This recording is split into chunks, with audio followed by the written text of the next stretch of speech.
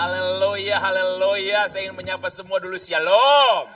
Lagi yang keras shalom. Lebih baik lagi shalom. Haleluya. Senang ketemu di sini. Kamsia, thank you, arigato, seisie. Untuk Bapak Gembala dan Ibu Gembala, ya kan, yang mengajak saya untuk kembali bergabung di gereja ini. Segera kita buka Alkitab. Mari kita buka bersama-sama Mazmur pasal 23 ayat yang pertama. Saudara boleh lihat di depan kalau ada. Mazmur pasal 23 ayat yang pertama. Tanpa lihat pun kita sudah hafal. Tapi mari kita lihat. Dikatakan begini saudara, Mazmur pasal 23 dikatakan Mazmur Daud. Berarti ini pewahyuan yang Tuhan berikan kepada Daud. Tahukah saudara, Daud menulis 73 Mazmur. Mazmur ada berapa? Pasal 150. 73 itu ditulis oleh Daud. Dan Mazmur pasal 23 ini ditulis oleh Daud ketika dia telah berusia senja. Ketika dia telah berusia tua.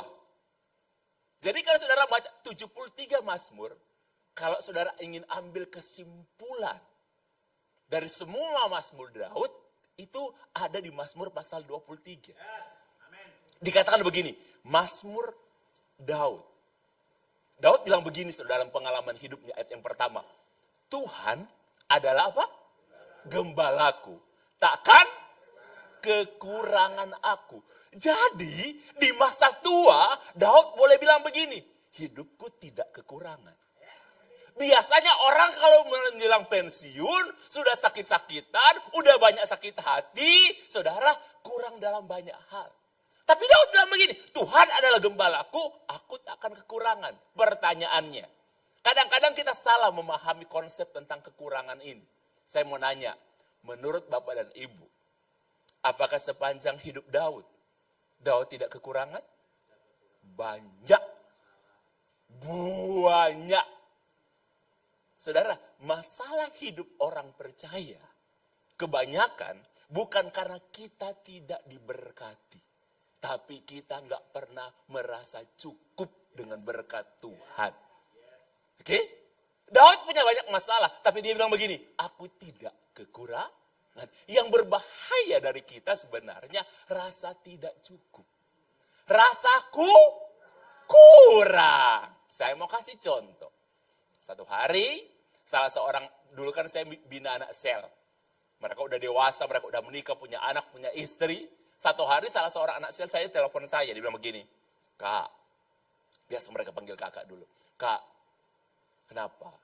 Itu loh istriku, aku stres lihat dia. Kenapa?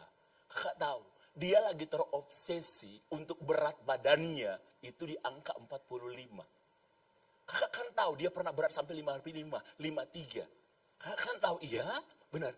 Dia sekarang bergaul dengan komunitasnya dia. Ya, wanita-wanita yang menganggap berat 45 itu paling ideal. Istri saya sudah berusaha sekuat tenaga, dia nggak makan dan lain sebagainya, membatasi semuanya, tapi dia mentok. Memang semuanya ada mentoknya. Dia mentok di angka 46. Dia telah berusaha segala daya upaya, nggak bisa lagi. Anak sel saya, dia bilang begini sama saya, kakak tolonglah, aku udah gak bisa ngomong apa-apa sama istriku, bertengkar isinya. Jadi kakak tolong ngomonglah, bagaimana cara kakak? Oke, satu kali kami buat pertemuan yang disengaja, bukan pertemuan yang tidak disengaja. Pertemuan yang disengaja oleh saya dan suaminya, tapi mungkin bagi dia itu tidak disengaja. Saya ketemu, kemudian kami makan. Ketika dia lihat saya pertama kali, bilang begini, Pastor Nixon, kenapa? Kok sekarang kurus? Nah, bagus ini. Saya bisa masuk dari sini.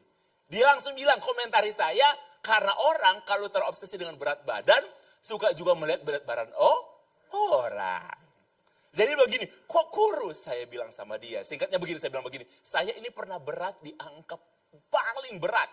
Itu 85. Itu udah berat banget. Itu 85. Saya kelihatan ABG. Tahu ABG? Anak buah gajah. Saking gedenya, Ci. Senggak kendak aja, Pak. Gede memang, benar-benar gede. Kemudian tahun 2021 saya bilang sama dia, saya general check up ke Jakarta. Kemudian akhirnya ketahuan saudara, saya ini banyak bintangnya. Oke? Berarti banyak harus diperbaiki. Kalau jenderal punya bintang enak. Kalau tubuh kita banyak bintangnya bahaya. Oke. Nah, saya disuruh untuk saudara menurunkan berat badan. Saya awalnya nggak peduli saya bilang. Tapi ketika saya pikir, saya baca bintang-bintang itu. Akhirnya saya putuskan untuk menurunkan berat badan. Karena salah satu sarannya menurunkan berat badan. Saya potong karbo. Bang! Dan lain sebagainya. Saudara tahu, saya pernah turun sampai di angka 72. Sudah kurus. Tapi saudara, karena masukan bahayanya teman komunitas, bisa memberi yang baik, bisa memberi yang buruk. Teman-teman saya bilang begini, masih kurang bro. Lu kan tingginya hampir 170, 169 sekian. Dengan berat badan dan dibagi begini, bagi begini, lu harusnya 60-an, 66, 65. Hah? 72 aja saya sudah kurus. Bagaimana kalau 65? Saya aja lihat teman saya, anak saya ini punya istri. Ketika pertama kali saya begini, itu kurus sudah. Ya, saya sampai pikir begini, ini orang pati yang panjang. Gitu. Saking kurusnya, bukan kurus bu, tipis. Tipis benar-benar orang ini, yang ibu ini. Terus saya terpengaruh, saya stres karena saya merasa saya kurang kurus. Karena teman-teman komunitas. Akhirnya teman saya di Jakarta bilang begini, bro, lu potong gula, lu jangan makan yang manis sama sekali. Jadi sejak itu saya nggak makan manis sama sekali. Lu udah potong karbo, mentok lu di 72. Lu harus potong gula, jangan yang manis sama sekali. Saya potong gula saudara, saya turun sampai 69. Tetapi ketika berat saya 69, saya sering pusing. Saya sering tidak bisa konsentrasi. Oke? Saya sadar bahwa orang menilai saya, padahal yang merasakan akibatnya itu bukan orang itu. Iya kan? Mereka mengatakan berat ideal saya 67, 68. Hei, menurut Allah, gua yang tersiksa keles, lu bilang gitu. Saya bilang sama dia, oke, coba saya bilang sama dia, koko kamu, maksudnya suaminya, itu suka kamu. Saya udah bicara sama koko kamu. Dia suka kamu di berat angka 48 sampai 53. Itu ideal. Dia suka lihat kamu seperti ini. Kalau ini kekurusan. Tapi teman-teman, yang biaya hidup kamu itu bukan teman-teman kamu. Yang beliin baju, beli kosmetik, apa teman-temanmu? Iya kan? Bojomu. Iya kan? Kalau lu dimodalin boleh lah. Cuma dikomentarin kan dimodalin. Kok ngatur? Kenapa lu lebih mikir orang yang komentarin daripada yang modalin? Iya, iya kan? Benar lah. Saya bilang sama dia, hei, kamu itu merasa kurang karena apa kata orang. Bahaya, merasa kurang itu bahaya. Kamu ini sudah kurus. Dan maaf ya, koko udah gak suka lihat kamu seperti ini. Saya bilang, terus apa? Saya bilang begini, bantu koko kamu. Dia itu laki-laki masih punya selera. Bantu koko kamu supaya tidak mudah jatuh dalam dosa. Kalau dia lihat kamu dan dia udah gak tertarik, dia lihat yang lain, dia tertarik, siapa yang berdosa? Kamu turut-turut. Saya bilang, bantu koko kamu supaya dia senang lihat kamu. Singkat cerita ada beberapa hal yang saya sampaikan, agak pribadi saya gak bisa cerita di sini. Tapi saudara akhirnya dia putuskan, dia sadar, kemudian dia putuskan. Sekarang dia beratnya antara 48 sampai 53. Dia bilang sama saya, Kak, Pastor, bagaimana caranya? Tiap hari kamu nimbang. Saya tiap hari saya bilang saya nimbang. Kalau udah 72 ke bawah, saya makan nasi lagi. Kalau udah 75 naik mulai ke atas, saya potong nasi lagi. Kenapa harus timbang tiap hari? Supaya kita tahu kebenarannya. Iya kan? Jangan kira-kira ada yang bilang sama saya, Pastor, saya kalau lihat timbangan stres, buang aja timbangannya. Iya daripada stres lihat timbangan kok Pak, buang aja timbangannya. Cuman timbangan itu dia menyatakan kebenaran. Dan firman Tuhan bilang kebenaran itu apa? Memerdekakan. Kalau suka merdeka dari berat badan, timbang. Iya kan?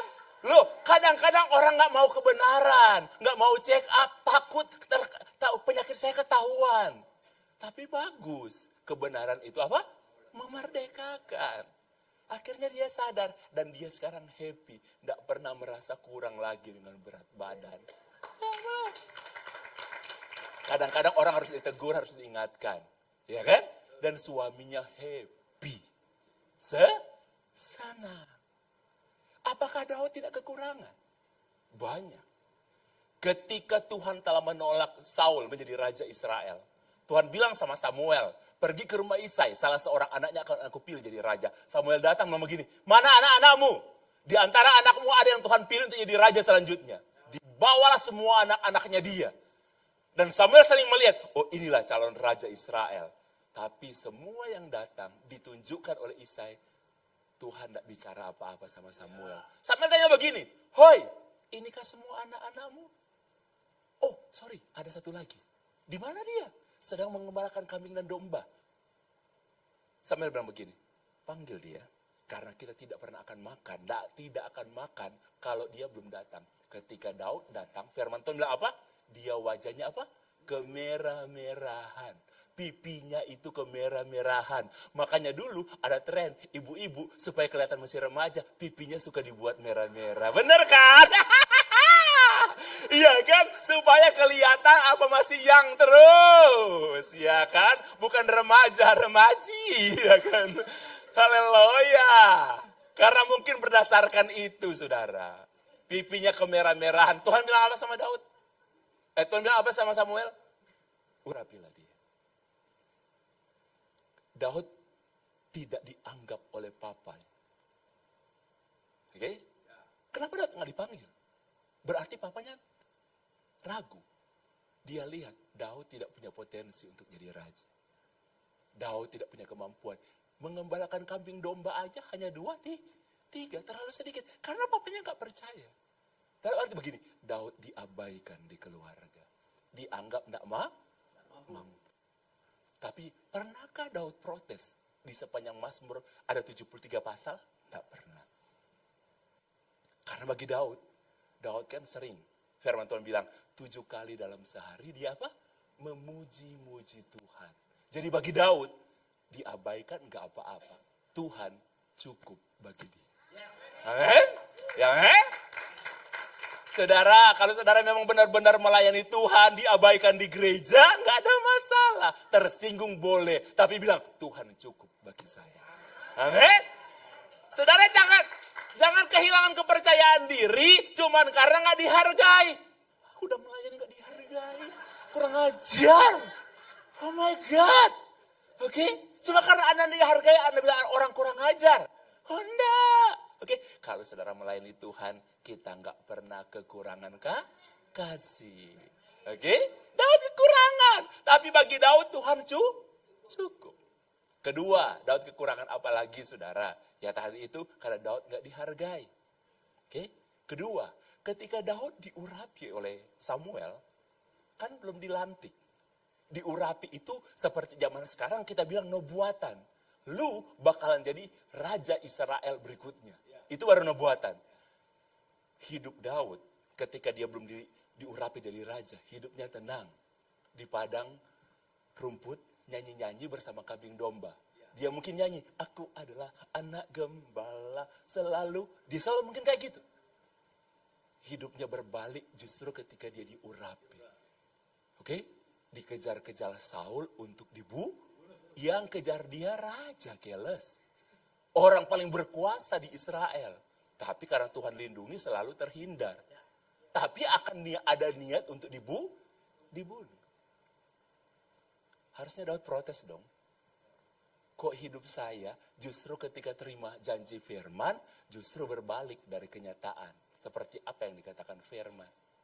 Kenapa Daud tidak pernah protes? Karena bagi Daud, janji firman Tuhan itu cukup. Oke? Dia nggak akan kekurangan. Sekalipun Daud tahu dia tidak pernah akan mati. Sekalipun dia diancam untuk dimati. Oke? Daud nggak merasa kekurangan. Kita kadang gitu. Terima janji firman. Bapak, Ibu Gembala, hamba Tuhan tumpang tangan. Kamu akan makin diberkati. Rugi. Oke? Kalau saudara menabur, kalau saudara memberi, pasti saudara akan diberkati. Hampir bangkrut. Saudara bilang begini, mana janji Tuhan? Kagak ada. Kita kadang-kadang saudara gini, kita suka melihat kenyataan. Padahal saudara kita dijanjikan kemuliaan, tapi kita lebih suka lihat kenyataan. Daud berbalik. Tapi bagi Daud, janji firman itu cukup. Belajarlah begini, janji firman Tuhan. Firman Tuhan itu cukup bagi saya. Yang ketiga, yang terakhir saudara, Daud sudah jadi raja. Satu kali, Daud beristirahat dari berperang, dia melihat Batsheba sedang mandi. Daud panggil Batsheba. Kemudian saudara, karena Daud inginkan, dia tidur dengan Batsheba. Batsheba pulang. Kemudian beberapa waktu kemudian, Batsheba WA Daud. Aku hamil. What? Daud bilang gini, what? Kan pesan. Kalau ini pakai ini pesan melalui orang. Ya kan, tapi aja sama aja pesan sih sebenarnya. What? Daud nggak habis akal. Dia tahu suami Batsheba itu Uria. Uria dipanggil di medan peperangan. Diajak makan, dibuat sedikit mabuk. Oke? Dan ketika Uria agak mabuk, Daud bilang begini, pulanglah kamu ke rumah, temui istrimu. Asal tahu apa yang terjadi? Uria bilang begini, enggak, tentara gua sedang berperang, saya harus kembali dengan tentara. Daud enggak sadar loh, lihat kebesaran hati seseorang. Daud bilang begini, oke, kembali berperang. Dia bilang kepada kepala pasukan yang lebih tinggi, buat pasukannya Uria di tempat paling depan, di peperangan paling hebat. Setelah itu biarkan. Dan Uria dan pasukannya mati terbunuh. Satu hal yang saya ingin bilang sama saudara, dengar dengan baik. Saudara, manusia kalau jatuh dalam dosa tidak otomatis bertobat. Tidak. Tetapi ingat baik-baik ini ya. Orang kalau jatuh dalam dosa dan dia ingin tutupi dosanya, biasanya akan makin jahat. Dosa ditutupi dengan dosa, biasanya orang itu akan makin jahat. Daud kan makin jahat kan? Oke? Dia mau kelabui, panggil Uria itu. Dia bunuh Uria, makin jahat. Karena dosa bukan untuk ditutupi, tapi untuk diampuni. Bagaimana caranya? Firman Tuhan bilang gini, orang zaman sekarang berpikir, asal orang Kristen berbuat dosa, otomatis selesai. Oh enggak. Barang siapa mengaku dosa, dia itu Allah yang adil. Adil maksudnya kayak gini saudara. Kalau saudara mengaku, saudara diampuni, selesai. Walaupun ada konsekuensinya, itu juga yang namanya adil. Oke? Tuhan itu gak pernah berhenti mengurusin kita walaupun kita salah. Dia utus Nathan. Nathan ingatkan Daud. Yang saya suka dari Daud. Ini dasar pemberitaan kami ketika kami mengajar pemberitaan dulu. Kalau kamu salah, Daud gak protes. Saul berargumentasi dengan kesalahan. Daud, ingat kata-kata Daud ketika diingatkan oleh Nathan? Daud bilang begini, aku telah berdosa. Wih, itu selesai saudara-saudara. Pengakuan, bertobat, aku telah berdosa. Kata-kata kedua Daud yang paling saya suka, yang kami juga dijadikan dasar untuk pengajaran di pemuritan. Apa? Ketika Daud berdoa, Daud bilang begini, jangan kau ambil rohmu yang ada padaku. Jadi bagi Daud, tidak ada masalah. Kerajaan itu penting. Kedudukan penting. Harta benda itu penting. Tapi lebih jauh, lebih penting, itu hadirat Tuhan. Makanya Daud bilang begini, jangan kau ambil kerajaanku. Daud cuma bilang begini, jangan kau ambil rohmu yang ada padaku. Jadi bagi Daud, Tuhan itu cukup. Yang lain, saudara, itu ada artinya. Tapi yang paling berarti itu Tuhan. Saya mau kasih kesaksian sebentar, ada dua secara singkat aja kemudian kita selesai. Pertama tentang apa yang Daud alami dengan Batsheba. Begini, satu kali saya diundang sebuah komunitas untuk berbicara. Saya kalau ke kota itu, kalau ke kota di mana itu saudara, kalau saya khotbah mereka tahu, mereka lain sih dengan gereja ini, komunitasnya lain. Nggak bergereja di situ. Mereka selalu bilang begini, Pastor, mereka biasanya tahu, khotbah di komunitas ya, itu komunitas keluarga.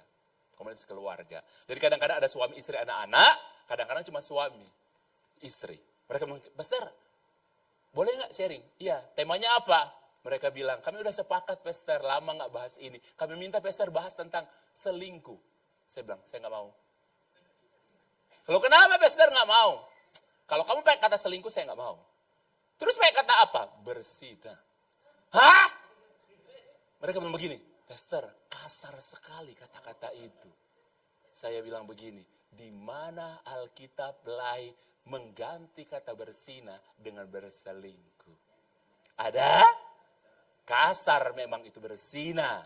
Tapi saya bilang begini, kalau kalian nggak mau ganti, saya nggak mau ngisi. Saya diskusikan dulu, Pastor. Saya bicarakan dulu, ini terlalu kasar soalnya. Oke, didiskusikan. Akhirnya dia telepon. Pastor, semua setuju. Nggak apa-apa. Pakai kata bukan berselingkuh, tapi berzina. Oke. Istilah saya, kami bahas dalam. Saya kasih pengertian dan lain sebagainya kepada mereka. Masuklah sesi tanya jawab. Oke, silakan mau nanya. Ada, karena kami itu akrab dan kami kalau bahas sesuatu itu dalam. Karena itu komunitas. Ada yang angkat tangan. Pastor Nixon, ya silakan. Mau nanya? Ya. Kita kan selalu terbuka dan Pastor Nixon bicarakan semuanya detail apa adanya. Iya, karena kita komunitas. Mau nanya Pastor? Boleh tanya apa aja? Silakan. Mau nanya? Kita kan bahas tentang persinahan Pastor ya? Iya. Saya mau nanya sama Pastor. Maaf ya Pastor sebelumnya? Iya, nanya aja. Pastor Nixon pernah main cewek enggak? Mati saya pikir ini pertanyaan. Terlalu terus terang. Tapi itu bagus. Pastor pernah berzina enggak? Sudah tahu? Semua orang yang hadir di ruangan itu langsung mandang Bapak ini. Dan saya biarkan 1 menit, saya nggak bicara apa-apa. Semua lihat dia. Bapak ini sampai nggak enak. Dia kan berdiri soalnya. Dia sampai nggak enak, saya biarkan. Tapi mereka tenang ketika saya bilang begini, Pak, terima kasih, pertanyaan Bapak bagus. Saya akan jawab dengan sebuah kesaksian. Saya bilang, saya ini pendeta keliling. Saya keliling di banyak kota, di banyak tempat untuk khotbah. Kalau cuma di dalam kota kayak ke Malang, kemana, saya biasanya ajak istri dan anak saya. Kalau khotbah minggu, weekend. Tapi kebanyakan kalau keluar kota, saya sendiri. Tidur di hotel dan lain sebagainya. Dan godaan semacam itu selalu ada. Karena Tuhan ada di mana-mana, iblis juga ada di mana-mana. Iya kan? Jangan saudara pikir cuma Tuhan di mana-mana, iblis juga ada. Oke, saudara saya bilang, dan saya ini hidup di zaman 80-an waktu saya masih kecil, saya punya artis idola. Dulu ada majalah yang namanya majalah Ria Film. Masih tahu ya? Nah, Pak tahu juga Ria Film. Wah, berarti kita sama. Hidup di zaman dinosaurus, Pak. Maksudnya udah tua. Tahu majalah Ria Film. Itu kan artis-artis Indonesia, bukan seperti sekarang, Hollywood, Bollywood, dan artis dari Madarin. Saya dulu paling suka ada seorang artis yang namanya Lincing Sia. Iya, ingat ya kok ya? Haleluya. Doyan juga ternyata kok ya. Haleluya. Namanya Lincing. Saya suka banget sama artis itu. Saya sampai bilang begini, cakep banget ya. Saya suka tipe klasik kayak gitu. Saya suka, gitu. Suka banget. Nah kita semua ini punya gambaran tentang idola dalam hidup kita. Saya ini kan dengan istri saya sangat mencintai dia. Tapi saya punya tetap idola. Dulu. Dan itu biasanya masih terekam. Saya cerita, satu saat saya nginep di sebuah hotel, di sebuah kota, saya khotbah. Ketika saya pulang khotbah terakhir malam-malam di hotel, setelah turun dari mobil, saya masuk di lobi, saudara. Otomatis mata saya, saudara, kok bisa lihat di lobi? Itu di lobi, di kursinya, saudara, di sofanya, ada seorang perempuan duduk. Dengan manisnya, dan dia mirip member-membernya Lincing Sia. Saya waktu itu, saudara, bukan cuma kesetrum, kesambar petir, memori masa lalu, teringat lagi. Seperti lagu yang mau begini, memori kau membuka luka lama. Betul ya? Yang ingin ku lupa. Ya, memori tolong aku pergi jauh, janji tak kembali. Memori. Yang bahaya itu memori.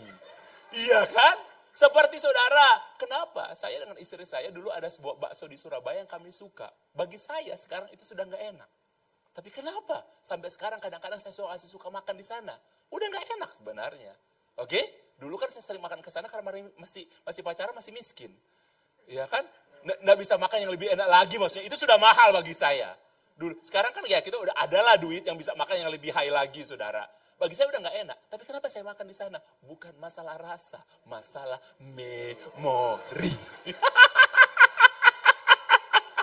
Iya kan? Kadang-kadang kita makan di sebuah tempat, bapak sama ibu, bukan soal rasa. Kita hanya ingin apa? Memori. Betul, itu yang pernah bilang, rasa yang pernah ada. Haleluya. Woi, jangan ingat pacar lama, Bu. Ya. Oke. Saya lihat ini, kaget. Orang-orang seperti itu mungkin mereka menyadari ya. Saudara tahu, ada seseorang dekati saya. Yang makhluk pelangi itu, saudara ngerti ya? Iya kan? Dia kasih kertas. Seret. Saya lihat begini, nomor telepon. Makhluk pelangi itu bilang begini. Iya! Saya waktu lihat itu, oh Tuhan Yesus. Saya sempat mikir, Tuhan saya hari ini ada uang. Saya lihat itu kenangan masa kecil saya yang saya inginkan. Nggak ada yang tahu juga. Oke? Saya lihat, saya bilang saya harus lari. Saya ingat kisah Yusuf. Yusuf ketika digoda tentang Potifar, bukan Yusuf enggak mau. Yusuf lari. Jangan lari di tempat. Jangan kok. Lari di tempat dia sambar loh. Lari kok di tempat. Saya udah lari Pak, tapi tetap jatuh. Lari di tempat kan? Ya udah, selesai. Saudara, apa yang terjadi? Saya bilang, saya harus lari. Saya langsung masuk lift, saya nyalakan, naik di kamar. Tapi dasar saudara, karena memorinya ini. Di kamar saya teringat. Gelisah saudara. Saya dalam hati bilang begini, coba saya ganti baju, saya turun ke bawah. Mau lihat dia masih ada enggak.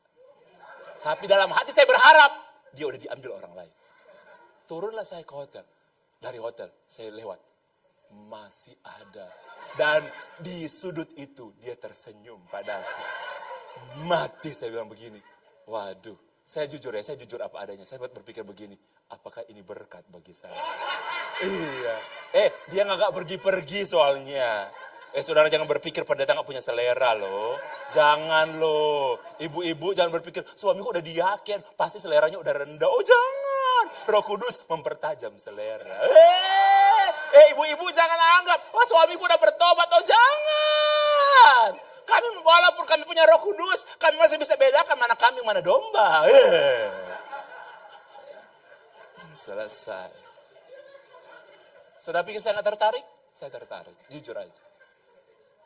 Semua diem saudara. Saya bilang sama semua, ini jawaban saya untuk kalian semua. Kalian yang bertanya-tanya, seperti pertanyaan tadi, ini jawaban saya. Saya bilang, Pastor, mereka bilang. Sampai ada yang begini, saudara, ingin nunggu jawaban saya. Ada yang begini, saya bilang. Penasaran. Saya bilang begini, saya bilang sampai hari ini, saya keliling, saya khotbah di mana-mana, saya bilang begini, saya tidak. Anda boleh percaya, boleh tidak, tapi di hadapan Tuhan saya bilang, saya tidak pernah bersinah. Selesai jawabannya. Oke? Bukan saya tidak tergoda. Ada penggoda, agak tergoda, tapi tidak terlanjur. Haleluya. Sudah kan selesai. Terakhir saya ingin saksikan. Dari situ kita belajar. Saudara tahu, dengan istri saya, saudara boleh tanya sama dia. Saya bilang sama dia, kamu itu cukup bagi saya. Oke? Betul? Ya, istri saya cukup bagi saya. Cukup. Kalau kita merasa nggak cukup, itu yang bahaya. Oke? Saya bilang, kamu itu udah cukup. Kadang-kadang ini mengesalkan. Iya. Cukup mengesalkan. Tapi dia juga cukup menyenangkan. Bapak-bapak coba lihat istrinya. Coba lihat. Oke, jangan lihat istri orang loh ya. Bilang begini sama dia. Kamu cukup bagi saya. Ibu-ibu, sekarang lihat suaminya, lihat. Oke, jangan lihat film Korea aja, aduh gantengnya. Hei, itu hayalan, suamimu kenyataan. Lihat kenyataan, jangan hayalan. Lihat suamimu bilang begini, kamu cukup bagi saya. Kalau kita rasa cukup, kita nggak inginkan yang lain lagi. Karena dia sudah cukup. Ibu-ibu bilang juga begini, cukupkan dompet saya. Ya, bilang sama suami, Pak, cukupkan dompet saya. Kalau itu cukup lebih baik lagi. Terakhir saya ingin tentang rasa cukup ya. Yesus cukup bagi ini terakhir sekali. Saudara, pengusaha hari-hari ini banyak menghubungi saya. Saya banyak melayani pengusaha. Mereka bilang setelah COVID, kita waktu itu lockdown, masih ada bisnis yang baik. Setelah COVID orang berpikir semua akan jalan kembali normal seperti yang dulu. Saya rata-rata pengusaha bilang di tahun 2023, akhir tahun 2022 bahkan mereka bilang begini, dulu lockdown, sekarang slow down. Di COVID banyak yang naik. Ada beberapa bisnis juga naik gila-gilaan. Oke? Ini sekarang hampir mereka bilang, nggak ada teman mereka yang bilang bisnisnya naik. Rata. Mereka bilang begini sama tanya, Pastor, pernah kekurangan nggak? Saya bilang, jangan berpikir pendeta nggak pernah kekurangan. Tapi saya selalu bilang begini, saya punya prinsip satu. Kalau saya nggak punya lagi kekurangan, saya lebih baik mengemis di hadapan Tuhan daripada saya mengemis kepada manusia. Saya bilang, saya sering kekurangan. Terus apa yang pastor lakukan? Ya, saya berdoa. Itu tempat terbaik. Oke? Saya berdoa. Dan saya selalu lihat, Tuhan akan nolong saya. Tuhan bisa berkati saya melalui orang yang mengasihi saya. Tuhan bisa memberkati saya dari orang yang tidak kenal saya. Bahkan Tuhan bisa memberkati saya dari orang yang benci sama saya. Itu terjadi. Satu kali saya lagi cerita-cerita ini kepada para pengusaha. Satu kali saya punya kewajiban yang harus saya bayar dan uang tabungan saya di bank saya nggak cukup. Kali itu saya bilang begini sama Tuhan. Tuhan, hari ini saya mau bayar, ini hari terakhir loh. Tabungan saya nggak cukup. Kali ini, ada beberapa kali, tapi peristiwa ini saudara salah satu yang membekas. Saya bilang begini, Tuhan, saya minta, ingat apa yang saya lakukan buat pelayanan. Saya bilang begini sama Tuhan, saya akan berdoa dan saya tidak akan berhenti berdoa sampai Engkau memberkati saya, mencukupkan kebutuhan uang saya hari ini. Saudara nggak perlu contoh kesaksian ini ya, tapi ini kesaksian hidup saya bilang begini, berkati saya tidak akan berhenti berdoa sampai dipastikan saya punya uang untuk bayar. 1 jam saya berdoa, tidak ada suara. 2 jam saya berdoa, nggak ada suara. Hampir 3 jam. Saya bilang, pokoknya saya tidak akan berhenti. Saya mau mati pun sekarang nggak apa-apa. Kadang-kadang kita punya ada hal semacam itu. Karena saya nggak pikir jalan keluar lagi. Saya udah tahu. Tiba-tiba ada suara bilang begini, kamu ke Galaxy Mall. Saya bilang, ini suara siapa ini? Orang lagi butuh duit, disuruh ke Galaxy Mall. Kedua, sebenarnya itu suara Tuhan. Kalau saya peka, hidup saya nggak lagi ada masalah, saya mungkin akan peka. Tapi kadang-kadang kita fokus kepada masalah. Kedua, dia bilang begini, kamu ke Galaxy Mall, saya nggak peduli. Tapi Tuhan itu panjang sabar. Saudara tahu apa yang terjadi? Tiba-tiba di kamar saya merasa begini. Ada yang masuk. Saya merasa ada sesuatu yang sangat besar masuk di kamar saya. Dan saya rasa saudara gini, saya kecil dan susah ya. Saudara mungkin pernah merasakan, saya bilang kepada pengusaha, kalian harus bisa merasakan hal-hal semacam ini. Saya rasa begini, ada sesuatu yang besar dan sangat kuat yang masuk kamar saya. Saya nangis. Nangis benar-benar. Saya rasa itu beberapa menit, ada sesuatu yang, pokoknya gak susah lah untuk diceritakan. Dibahasakan secara manusia. Saya tahu, ada suara bilang begini sama saya. Saudara boleh percaya, boleh tidak ya. Orang anggap Tuhan udah gak bisa berbicara, terserah. Saudara mau percaya, saudara gak rugi. Saudara tidak percaya juga, saudara tidak rugi. Oke? Ada suara bilang begini. Ini audible saya dengar, bukan suara hati. Beberapa kali saya dengar suara hati. Ini audible, seperti saudara dengar suara saya. Suara itu bilang begini, hambaku Nixon. Saya nangis, dia kenal saya. Kamu ke Galaxy Mall. Hanya itu perintahnya, tanpa petunjuk yang lain. Tuhan kadang-kadang kayak gitu. Dia cuma minta kita taat. Soal hasil itu urusan Tuhan. Dia cuma minta Tuhan gak kasih apa? Mau apa di Galaxy Mall? Karena itu damai. Saya jalan. Saudara tahu di otak saya pertama kali itu apa?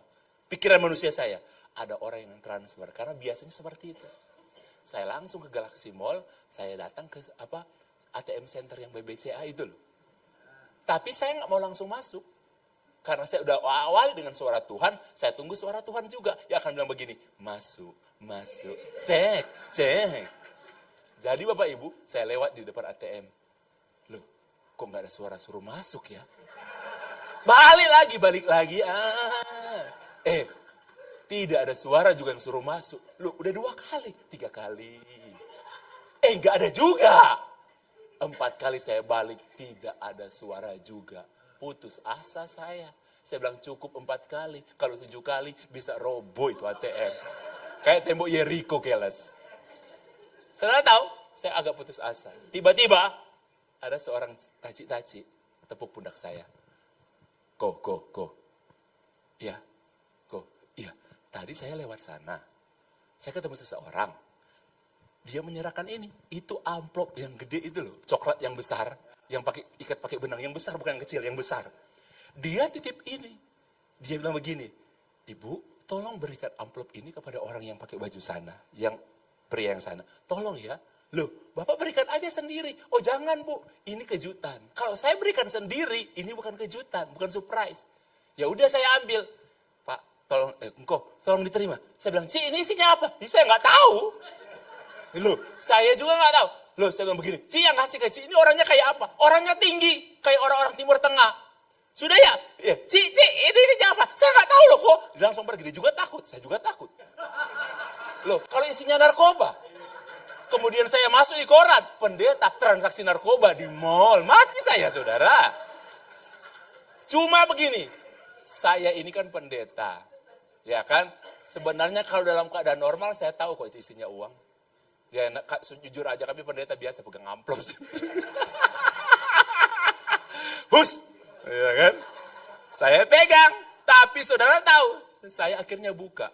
Saudara tahu, itu uang. Jadi itu uang masih dalam bandel-bandel itu.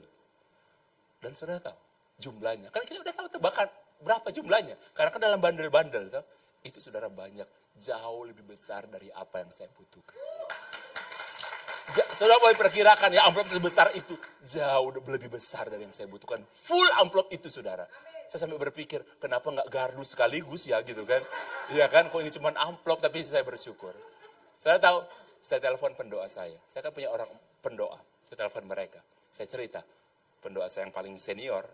Dia bilang begini. Kebiasaan buruk. Karena pendoa saya yang paling senior dia kaya lah. Saudara boleh bilang kayak gitu. Ngomong kalau nggak punya uang. Kalian tahu prinsip saya. Saya tidak akan pernah minta. Pengusaha-pengusaha kalau saya saksikan beberapa kali kekurangan mereka bilang begini. Pastor udah berdoa buat kita. Ngomong. Sebenarnya enggak. Kalau kamu tergerak biar Tuhan yang gerakkan. Ngapain saya harus ngomong-ngomong? Saya ditanya sama pendoa, menurut kalian siapa? Karena saya putar Galaxy Mall, cari orang petampang Timur Tengah nggak dapat. Di Galaxy Mall kan boleh dikatakan 70% pengunjungnya orang Chinese. Jadi kalau mau cari tampang Timur Tengah gampang. Iya kan? Nggak ketemu. Saya bolak-balik cari nggak ketemu hari itu. Nggak ada. Saya tanya sama pendoa, menurut kalian siapa itu? Mereka bilang, hanya ada 2 pastor. Pertama, itu malaikat yang Tuhan utus dari surga untuk nolong pastor. Menyamar jadi manusia untuk nolong pastor. Terus saya bilang, loh kalau itu malaikat dari surga, duitnya dari mana? Masa cetak di surga, nomor serinya gimana? Pendoa saya marah. Pastor, itu nggak usah dipikirkan. Ya benar juga sih. Atau yang kedua pastor, mereka bilang. Itu ada orang, manusia seperti saya dan pastor. Dia mungkin bukan orang Kristen. Tapi dia butuh sesuatu, anaknya sakit atau dia butuh sesuatu. Di mimpi ada suara yang berbicara begini. Kalau kamu mau ditolong, ya kamu ke Galaxy Mall, siapkan uang sebanyak ini. Masuk ke dalam amplop, cari orang model seperti ini. Tapi kamu jangan serahkan langsung, berikan kepada orang lain, terus langsung pergi. Itu yang kedua. Saya tanya kepada pendoa saya, menurut kalian, mana yang pertama atau yang kedua? Saudara tahu pendoa saya jawab apa? Mereka bilang, menurut kami itu malaikat yang menyamar jadi manusia. Saudara tahu saya ingin bilang sama saudara, sampai saat ini saya nggak tahu itu manusia atau malaikat. Tapi yang saya tahu kesaksian Daud, Tuhan gembalaku takkan dan kekurangan aku. Mari berdiri saudara, haleluya. Haleluya, haleluya, haleluya, haleluya, haleluya. Haleluya.